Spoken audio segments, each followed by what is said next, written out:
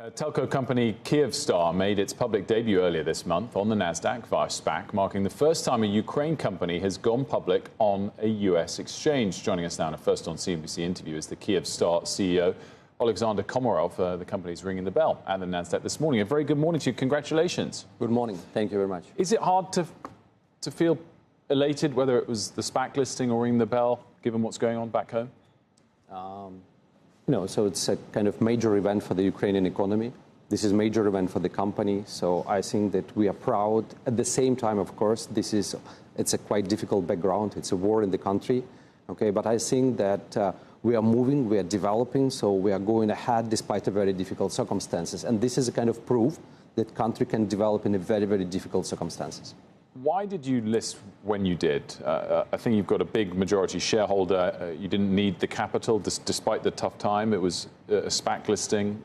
What was the thought process behind it? We have a thesis that actually direct listing of the operational companies of the VEON holding group will be able to unlock value for the shareholders. And as far as I see right now, we have proven that it is a kind of true.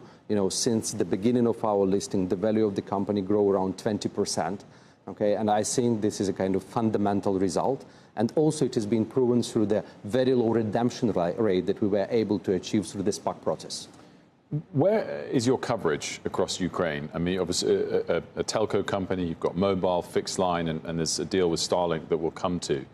And how would you think about continuing to serve customers or continuing to use spectrum you might have in lands that are sort of controlled by Russia at the moment or might become formally part of Russia? How do you think about that? We are servicing only territories that are under control of the Ukraine, okay? And we are trying to consider ourselves as a digital service operator rather than pure telco provider. Because right now, what we have is a mobile telco, we are market leader. We have fixed broadband business, we are also market leader, but we are also developing a number of digital services like health, digital health, like ride-hailing, where we're market leader, like entertainment, where we are one of the market leaders. So we position ourselves as a digital service provider with a telco license. And we are servicing the whole Ukraine. As an example, we have access to half of the Ukrainian households with our fixed broadband infrastructure. We have coverage 98% by population with LTE technology.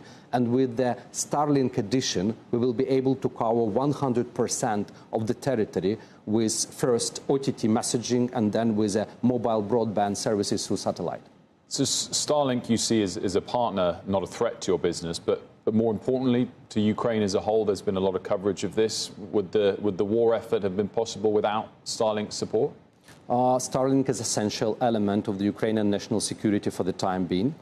Okay, and I think that direct-to-cell services will strengthen actually not only humanitarian aspect of the telco services that we provide to our customers, but also a security aspect that are important during the war. In terms of what's likely to happen in the short term, whilst we've got you, I know you might not want to get into the politics, but clearly there's a big gap between Russia and Ukraine in terms of what would be required to reach a ceasefire or a peace deal. Do you think it's likely this year, next year, or not? I don't want to speculate. I'm very much focused as a CEO of a big critical infrastructure and critical service companies. I'm trying to be as prudent as possible in my forecast, in our forecast, okay? So that's why we do not provision end of the war this year or next year. So we rely on our ability to run and to develop business in a very difficult circumstances. And it seems to me that we have proven this ability because we have demonstrated growth, marginality during all 3.5 years of the full-scale war. Can I ask you in sort of a different way, which is obviously you chose to go public via SPAC here in the U.S. Can you explain your reasoning for listing in the U.S. on the Nasdaq as opposed to anywhere else in the world? There are two rational arguments. The first one, our parent company, VEON, is listed on Nasdaq. The second one is a special conditions that were signed between Nasdaq and Ukrainian government. And the third one, we are making history. We are the first ever Ukrainian entity to be listed on the American Stock Exchange. Do you think it helps there's, obviously talk of a minerals deal.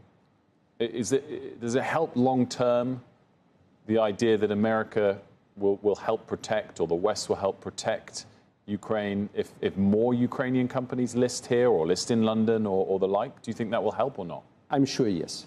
I'm sure yes, because I think we should strengthen our security cooperation, we should strengthen our cultural cooperation, but it is also important to strengthen our business cooperation. As an example, Ukrainian-American Chamber of Commerce is one of the strongest in the Eastern Europe, because we have a lot of American businesses that are present in Ukraine for the time being, that are developing business, that are investing in business. Kyivstar is one of the examples. We committed to invest $1 billion into the Ukrainian economy from 23 to 27. And we are progressing with this. Oleksandr, thanks so much for joining us. Congratulations on ringing the bell today, and more broadly, good luck. Thank you. Thank you very much.